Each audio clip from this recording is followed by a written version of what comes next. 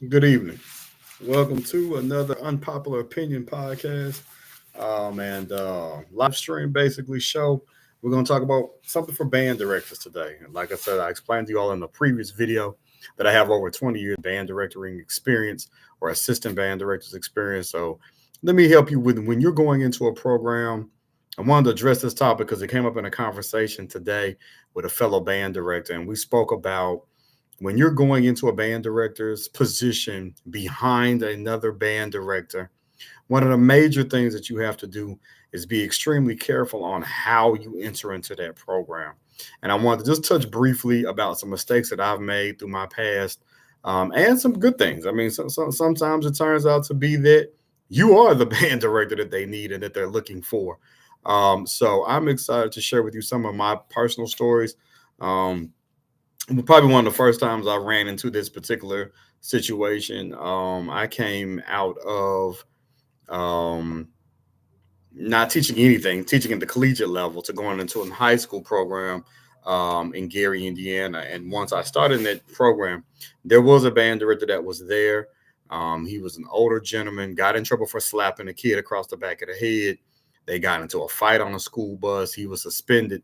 And so I was asked to take over after him. The students did not like that band director. So therefore, me moving into that position was extremely easy transition. He didn't really set forth a positive, um, I guess, legacy per se. So the kids were just happy to have somebody else. And so going into that position, it was extremely fun. I extremely enjoyed myself. It was my first high school band program that I've ever had. And truly, I enjoyed it. But my second program, the guy that had left once again had only had six people in the band when I got there. So it was an opportunity for me to grow the program from scratch, bring the kids in that I wanted to bring in, teach them the way that I wanted to teach them without having a lot of my band director did this, my band director did that. We don't like the way you do things. And so because of that type of behavior, it stifles a new band director. It keeps a band director kind of stuck where they kind of are being held hostage. And sometimes band directors know what this feels like, especially if you're a seasoned band director and you've been to different programs, you'll know what that feels like. But when I got there, um, there was no previous band director. But I will tell you what happened after I left. I was there for 2 years, built the program to about 70 or so students from six.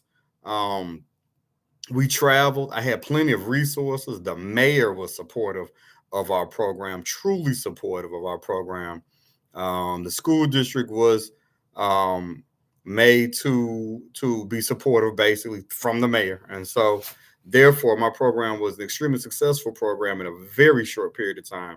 And the number one caveat, the thing that made it the most successful was the resources that I had. I had unlimited budget. Money came flowing from everywhere. I had a personal grant writer for the district for my particular program, and she wrote grants for my program. So these were things that I had great background. Things worked very, very well for me there in that town. And basically, I left basically because of licensure issues. I did not get my teacher's license in time before they decided to hire someone else, and they decided to hire somebody that had no idea the work that I had put into that program. And so I think what they thought, and I use this analogy when I talk about this program, is because it was hard work building that program from where I got it to where I took it. And from that, I think people thought it was just easy that they could just come in behind me. Oh, I'm older. I know what I'm doing, blah, blah, blah. And what happened is this gentleman came in and tanked my program. It went from 73 to probably 20 people overnight. It didn't take long at all. He came in with this attitude that basically I wasn't a good band director. I wasn't nothing. He shouldn't be here. He shouldn't be over no band. He don't know what he doing, and turn my kids off. And one of the major things that he messed up, and I'll tell you this is a mistake some of you band directors make when you all take in programs after somebody else. You talk about the previous band director, whether or not you have a personal issue with that director, whether or not you don't like that former director, whether or not you feel like he wasn't a good band director, and you want to talk about the students and talk about their band director, you got to remember they were there. That was their band director before you got there. Whether or not he was a horrible band director or a great band director or a good band director or an okay band director, you're talking about somebody that put time in with students, somebody that built trust with students and built relationships. Chances are they did, let's say that, and that they built a program based off of those relationships, based off of that trust, based off of the time that they had put in. You cannot go behind that band director, and I use the analogy, get on top of the horse, grab the reins, and just make the horse go. Don't work that way. You have to put the time in too. You're going to have to build those relationships with them too. You're going to have to let the students know, hey, I'm not here to change everything that the former band director did. I'm here to take your program from where you are now and take you to the next level. And that's usually the way I encompass my teaching, how I go into programs that are already established or that have already had a band director. I don't go in trying to cut up everything that they've done or throwing away their music or deciding, well, I don't like that music and we're going to cut it. What I do is I give the kids an opportunity to voice their opinion. And I'll tell any band director, this is what you should do when you go into a program, whether it was done already or not. And I'll give you a couple more examples. But when you go into a program and you're the new guy, of course, they're going to haze you. Kids want to haze you. Kids are going to want to take you through a process to make sure that you're the right person for that position. You should sit down with band leadership first. Um, and as early as you can after you get to band leadership, you need to talk to the band parents. And they're going to be the ones to decide whether or not they're going to be there to help you. That's a part, and you can't do it without any help. You need help. So one of the major things I usually do is I have a conversation with my drum majors. And if I have a band staff that's already assembled, you go in and speak to band staff. Now, I've had programs, perfect example, I taught in Huntsville, Alabama. When I got there was a staff already there. There was a dance coach, two flag coaches, a drum major coach / assistant band director. There was two arrangers. And I thought it was a fairly good program. And number one thing they wanted to do with the parent meeting was introduce me to everybody and get everybody to understand who I was. And I actually ended up meeting everybody in June. Shortly thereafter, I was called into the principal's office. The principal told me I had to get rid of everybody. So that's a little weird. That's not my job. That's an HR job. That's somebody else's job. But under this band program, the band parents were extremely successful in maintaining a very large budget of money to basically do whatever we wanted to do for a band program. They kept, I think, $50,000 to $75,000 worth of money in the bank. They were basically able to do anything I wanted to do, whatever I decided to do. They were able to come in and pay for anything I needed. So once again, resources came into play. After meeting the staff, I didn't want the staff to go, but after speaking to my principal, assistant principals, they wanted everybody fired. Well, I ain't have no other way to do it but to call them all in one by one and let them go. I didn't know what else to do. And so upon doing that, they hated me. They didn't understand why. All I could tell them was that, hey, assistant principals, people downstairs want you all gone. So it was a pleasure. Thank you for working with the band. I appreciate your help and your time that you put in. But unfortunately, your services are no longer needed. They hated my guts. And I understand. And the kids didn't like me either. There was some animosity against me. Their band director that had left because there were politics in the way, stopping him from being a band director. And I don't blame him. I've been in those positions before too, where politics got in the way. People are trying to tell you how to do your job. When that happens, I usually look at the people that are telling me that, and then I'll tell them, hey, well, why don't you do it? You think you can do a better job? You don't need me. You trying to tell me what to do. Maybe you should be the band director. Maybe that's something that you should do. But most times they back down and shut up. So, but in this particular situation, it was hard because I had to tell them that. I was able to keep one person around on staff and end up secretly keeping two because it was important that those kids saw somebody that they knew. And to keep that band program together, I didn't want to come in and just change everything. I wanted to keep everything pretty much the same. I did change some things, but not. I didn't do everything cold turkey. And my message basically to you is, don't go into a program and decide that you're just gonna shut the program down cold turkey and do your thing. You're gonna fail, and the kids will quit on you. The program will eventually fail, or something will happen to them where the numbers will drop. Your principal's going to ask you what happened. Your superintendent's probably going to look and take notice and ask you what happened. So instead of dealing with those types of issues, take your time, understand the band's strengths and weaknesses, meet with those people, the stakeholders of the band, which may be the band parents, they may be the students, it may be student leadership, section leaders, assistant band directors. If there's a staff there, talk to them and try to work with them. Another story I had going to Hattiesburg, Mississippi. There was staff already in place there, and we had to hire one other person for the staff, and then there was drum majors and people that were already in place. I didn't want to change the drum majors or make another tryout. Sometimes bandits feel like they got to do that to put, basically put their dick on the table. That's kind of how I look at it. Sometimes you don't have to do that. Sometimes you can work within the confines of what's already there to make your job a little bit easier. What I did in Hattiesburg was the drum majors were already in place. I didn't have a pick. I didn't pick them. They were already selected. I worked with those drum majors to make one hell of a leadership team. Those drum majors came in. We had a good meeting. They got an opportunity to meet me. Then I met section leaders. People started coming to meet me. Hey, I'm the trumpet section leader. I'm this, I'm that. I got a chance to meet them. I got a chance to build rapport and build relationships with them. And because they weren't very happy with their former band director, it was easy for me to walk into the door and build relationships and kind of build rapport with the band and try to work with them. I had a band staff, like I said, that I had to work with. That was a different situation, but it wasn't the end of the world. We worked together. We worked it out, our issues, differences, and we cleared the air, and we were able to work with each other and get things done. And basically, the goal is to make sure that you're doing stuff for the kids, for the good of the students, and for the good of the program, which I basically put that together. We worked very hard to put it all together and make it work.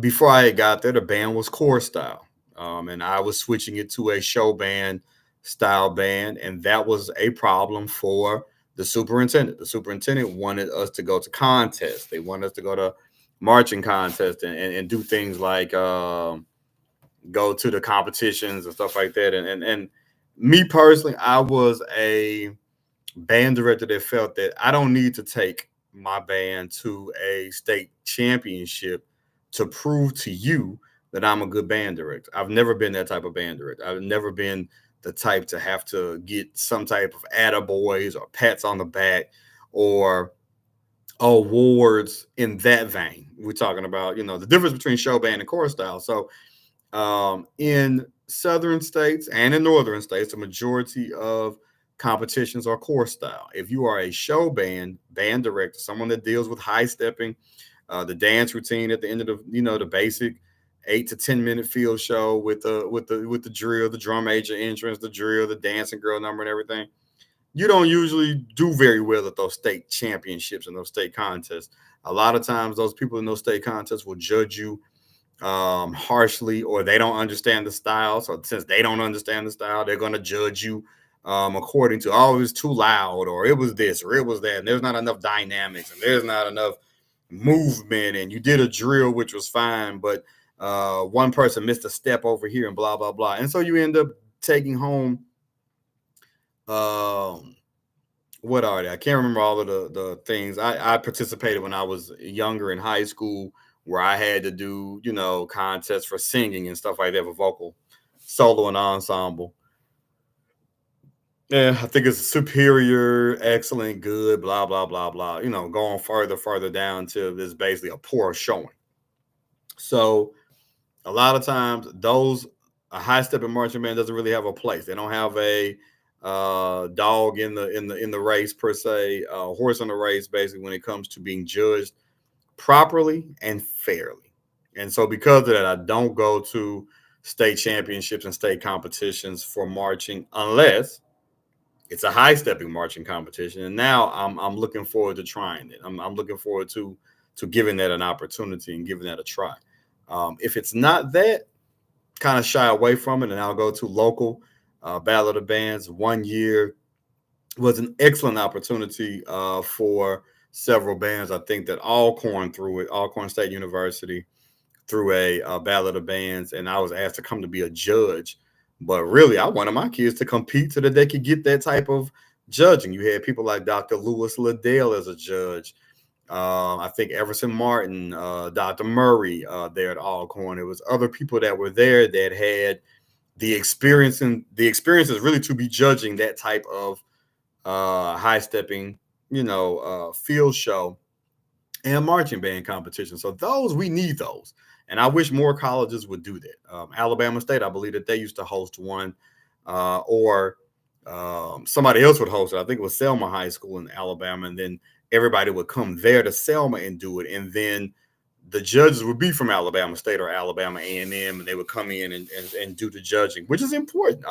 Our kids do want that. So in that regard, you should take your kids to a marching band competition that looks like them, that will judge them on their merits, their musical form, and people that understand the style. There is a difference of style between chorus style, most chorus style bands and most show band bands or whatever. And so because of that, you need to take them to where they can be appreciated, and people will get in there and kind of look at them and say, okay, I understand it. This is something that I'm used to. This is my culture. Let me judge them accordingly. Their Battle of the Bands, of course. I think everywhere I've been, mostly, I've majority of the time won first place. I don't really remember losing a Battle of the Bands when there was one.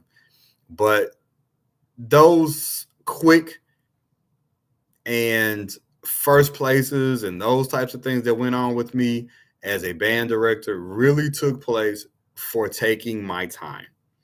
When I got to Selma High School in Alabama, I took over after basically a band director. Two band directors had come. Three band directors. I'm sorry. Some of my band students have had three band directors, and I would be their fourth. So upon getting there, I took my time. I got an opportunity to learn the students. I got an opportunity to understand their wants, their likes, their dislikes, and apply them very sparingly. Usually I've come into programs sometimes very heavy-handed. I've just kicked people out. I've made them run laps and do jumping jacks and sit-ups and push-ups. And I was very heavy-handed. With this program, I didn't want to be heavy-handed with them quite yet. I wanted to build a rapport with them first before all of the extra motivation we give started. And because of that, I felt like we did a really good job. So when I first got there, I took them to Mississippi for a Battle of the Bands in Clarksdale, and they ended up winning first place after I'd only been there for 1 month. They had won a first place trophy in their city, but I don't really count that because we is us against a band that wasn't even existent. They played a couple of songs, we played a couple of songs, we won first place. Whatever. But we went to Clarksdale where we were able to go against another rival, somebody that was playing just like them, somebody that was going against them, and we ended up getting first place from that. So I'm looking forward to more of those types of events and things. But I do want you to know, young band directors, first-year band directors, your college did not prepare you for the real band room. So this podcast really will deal with a lot of things that I feel will help you into the band world. It will help you make a better judgments, make you make better judgments, especially going into the band room. I really wanted to do this channel for first-time band directors to help you understand how all of this works. If you had any questions, please chat me. Please email me at theunpopularopinion100@gmail.com, and I will answer those emails maybe in the next podcast or the next show, the next live stream that I put together. I am the band director's advocate. I will fight for you. I actually was in a group chat, not a group chat, but on one of the pages on Facebook, and one of the band directors on there said, why don't we start a union? and so I'm working on that now for band directors to be able to join a union for job protection. We face a lot of challenges as band directors, and So I wanted to let you all know that hopefully that'll be coming down the pipe soon. I'll be looking forward to starting a union for band directors. Please join your band directors union. Unions are extremely important. All you Southern folks, Alabama, Georgia, Mississippi folks, Texas folks, you folks, your states, your legislatures, your governors, a lot of your people do not believe in unions. Well, guess what? I am a son of Illinois. So I believe in teachers unions. I believe in unions, period. So because of the unions, I want to start one for band directors. And you'll understand when you get into this, especially if you're old head, you already understand the importance of having a union because it will protect you and it can protect you depending on the right union. But if you don't have any union leadership, if you're not being protected by a union, you may want to look at trying to get into one. They can help you in a lot of different ways. If your district is not a union district, then you may want to join one outside the district. Somebody that, there's probably a state chapter somewhere. You might want to join your American Federation of Teachers at first. And then once I get the band directors union, you join us. That way we can strengthen our union and we could be protected thoroughly based off of the job that we do. We understand what we do. So I look forward to speaking to you again. For all of us, from all of us here at The Unpopular Opinion, have a great and wonderful Black History Month, and this is the second day of the month. So let's take a look at some of our Black greats. Make sure you're teaching that same philosophies of African American excellence in your classrooms and in your band rooms. Make a way to talk about African American arrangers, composers, your Florence Prices, your William Grant Stills, your Ayate Shabazz, all of those people, they're great people to look up and work with your kids on and try to find music that basically was written by people that looked like them. Have a great evening. Look forward to talking to you again soon.